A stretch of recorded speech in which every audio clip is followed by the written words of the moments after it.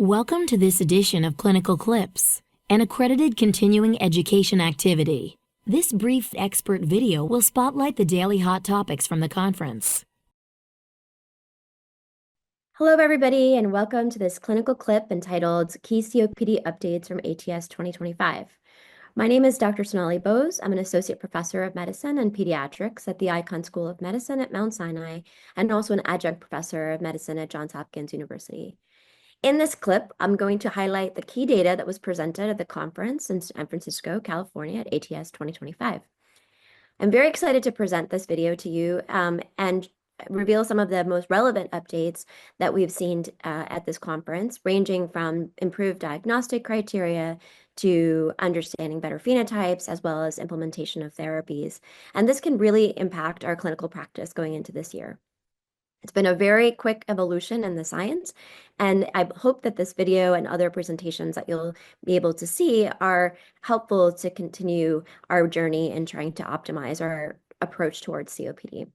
So I'd like to first start off by talking about some of the data that looked at diagnostic criteria. And traditionally, as you know, our approaches towards diagnosis of COPD has really relied on spirometry, in particular a FEV1 over FVC ratio less than 0.7. And our greater understanding of this over the last couple decades has been that we are missing a significant number of patients if we rely clearly on this very one objective data or criteria. And so some of the new data that was presented at the conference discussed whether we should be using new schema that includes looking at major and minor criteria, including symptoms such as dyspnea and quality of life, as well as chronic bronchitis as a minor symptom, CT findings, as well, including emphysema and bronchial wall thickening as a minor criteria, and spirometry if it's available. And what the authors did in one particular presentation is that they analyzed COPD gene and can-cold cohorts, which encompassed over 10,000 patients, and looked at whether these diagnostic criteria of having a major criteria such as airflow obstruction, as well as an addition of one or more minor criterion, might better help us to identify high-risk patients with COPD. What they first did was they looked at how this new diagnostic schema may impact our understanding of the risk of various clinical outcomes, including mortality from COPD, exacerbations, and annualized lung function decline. And so what we see in the reclassified groups actually is that those that were missed by spirometry alone, but were newly identified by the new classification system, demonstrated a twofold increase in all-cause mortality, more than a threefold increase in respiratory-specific mortality, a doubling in the exacerbation rate, and a faster annual decline in FEV1. And so all of these outcomes were adjusted in multivariate models, but do demonstrate the fact that depending on how you identify your at-risk population, you might actually be missing a subgroup that does have a higher risk for morbidity and mortality in COPD. And so what was interesting was to see how having no COPD versus major diagnostic criteria for COPD versus only having minor diagnostic criteria can really impact the risk of having these outcomes. And it was interesting to see how having a new diagnostic schema, which defines COPD, falls within this landscape. And really, ultimately, what we're trying to do is identify patients who may actually have COPD-related outcomes, but don't have frank obstruction identified by spirometry. Ultimately, their results demonstrated that 15% of their participants that did not have obstruction could be diagnosed with COPD, and some those that did have obstruction could be reclassified, especially if they were asymptomatic. And this might highlight looking better at which population we really need to focus on to identify high-risk individuals for having poor disease mortality, exacerbations, and lung function decline, and not overdiagnose patients who don't have these risks, but still meet criteria by obstruction. So this is very interesting when you think about whether we need to start looking at new diagnostic approaches. One thing we've gotten a great appreciation for over the last decade is that the future of COPD really is about getting a precise understanding of who actually is at the highest risk for disease. So not just with the diagnostic criteria that I just reviewed, but also trying to understand underlying mechanisms that might give us an understanding of where targeted therapies may need to be focused upon.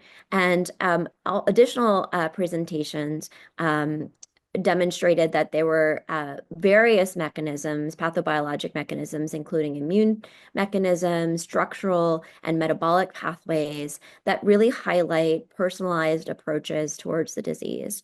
There are clinically observable phenotypes in COPD, but really understanding the endotypic mechanisms which link to pathobiology can really be harnessed to understand which biomarkers reflect a disproportionate difference in disease morbidity and really identify targets for therapies in this landscape.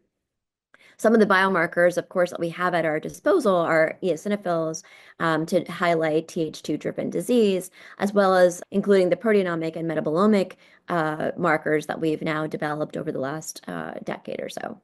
So, at the core of understanding COPD phenotypes and endotypes are, of course, biomarkers, and our quest for looking for novel biomarkers to better classify these patients is still ongoing.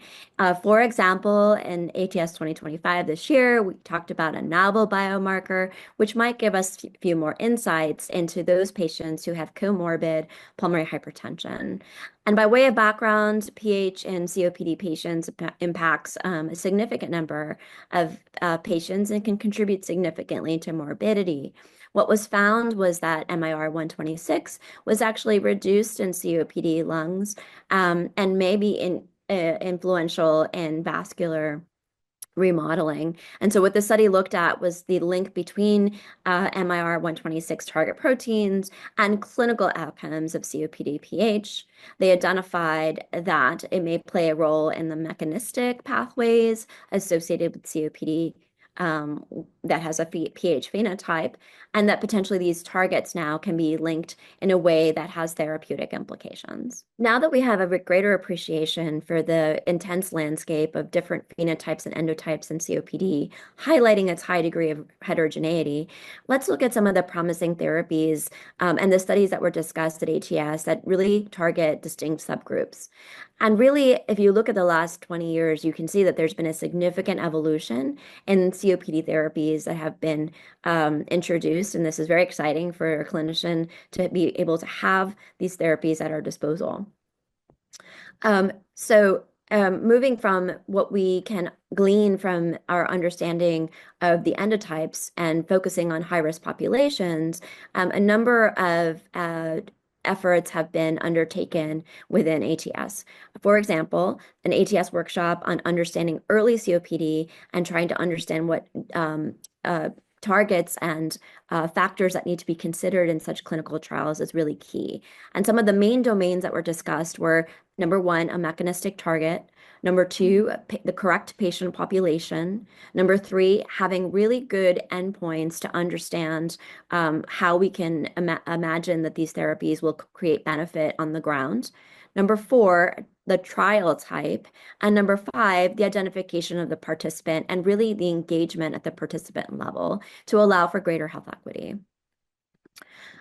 Some of the targets or some of the treatments that we were able to hear about during ATS 2025 included, of course, dupilumab, which targets the IL-4 and IL-13 pathways of type 2 inflammation. And there's been quite a little bit of buzz about this through the Boreas and the Notice trials. And what was presented this time were the phase 3 trials, which encompassed almost 2,000 patients, and really to show that dupilumab was able to create a 34% reduction in the annual exacerbation rate compared to placebo.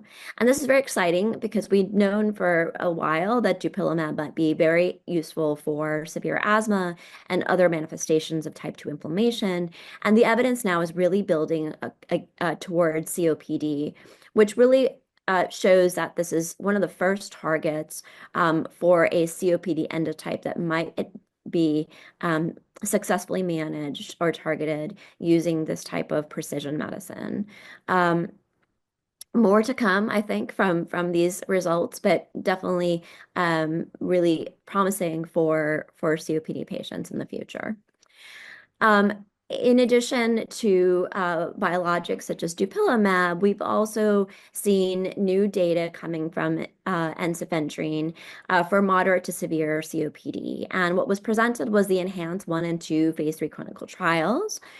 These were really focused on patients with moderate to severe symptomatic COPD, and they were randomized to the drug versus placebo for a period of 24 weeks.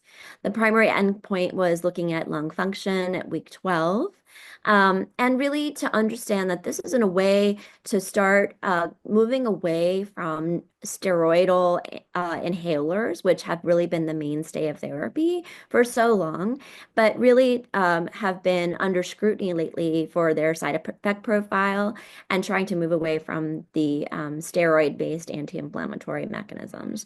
And so having a dual PDE3/4 inhibitor was evaluated here to see if there might be benefit towards COPD.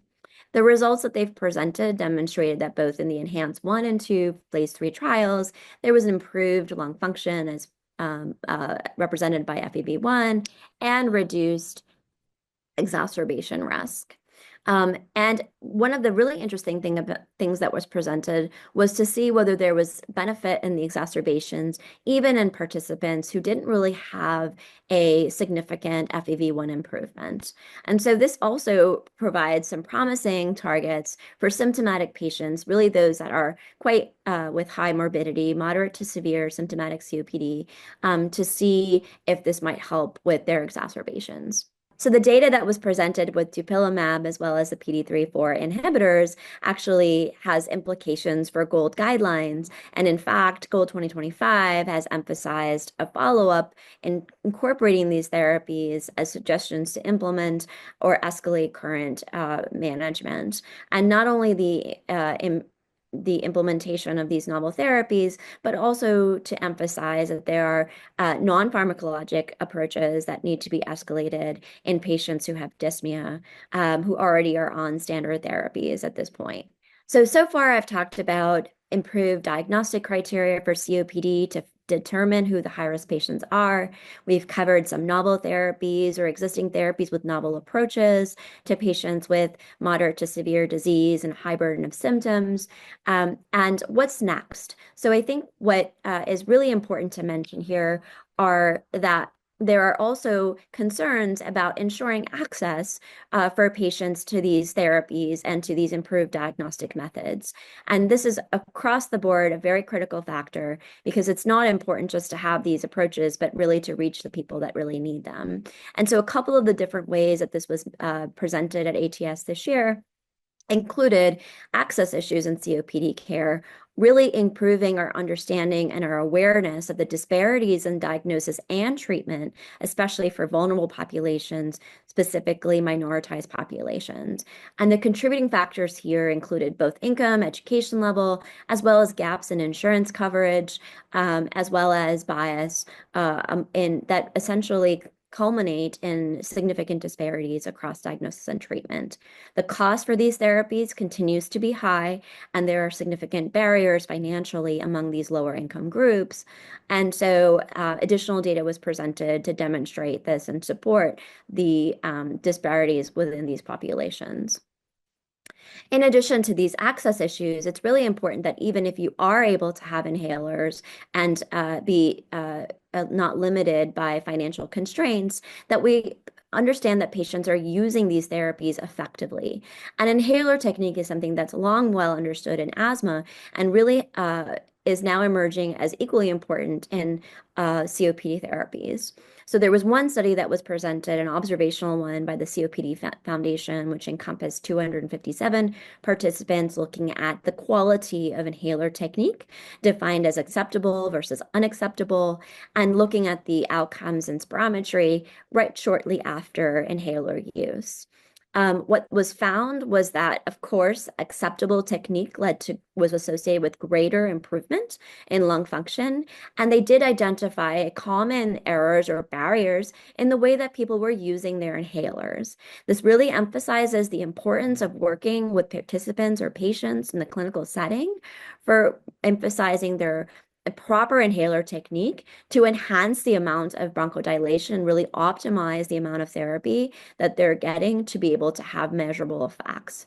And so re-education and counseling in a multidisciplinary way is really an important factor to consider when educating patients about inhaler use and really should be part of the standard management. Where does this leave us in 2025 moving forward? So some of the key takeaways that I've gleaned through the presentations for COPD this year have been, number one, how we're redefining how we diagnose COPD, not just based on spirometry alone, but really integrating data from CT, images, symptoms, and other risk factors to better identify a high-risk population. We've also seen how biologics like dupilumab can actually be applied now to patients with type 2 inflammation and results from more advanced phase 3 trials that support these relationships. And also seeing how ensifentrine might offer a non-steroidal approach towards bronchodilation and the reduction of exacerbations independent of improvement in lung function.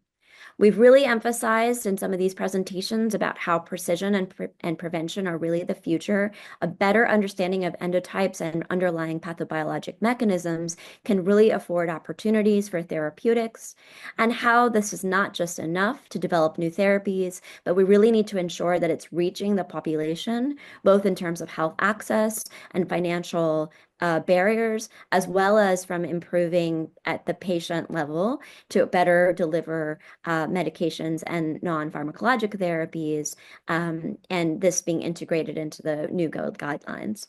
So thank you again for joining us for this clinical clip entitled Key COPD Updates from ATS 2025. Please look at our landing page for this activity to claim any of your AMA, ANCC, ACPE credit, as well as to access the downloadable slides that accompanied my clips today. Thank you so much.